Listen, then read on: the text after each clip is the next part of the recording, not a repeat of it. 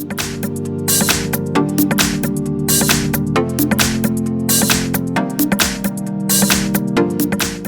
I have HAIER V5 and let me show you how to enable power saving mode on the following device.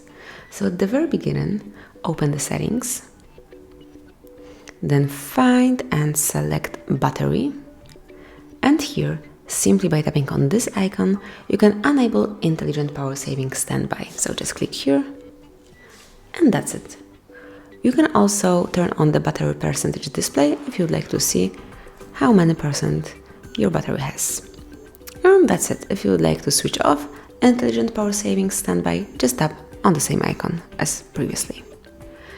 That's it. Thanks for watching. Please subscribe our channel and leave the thumbs up.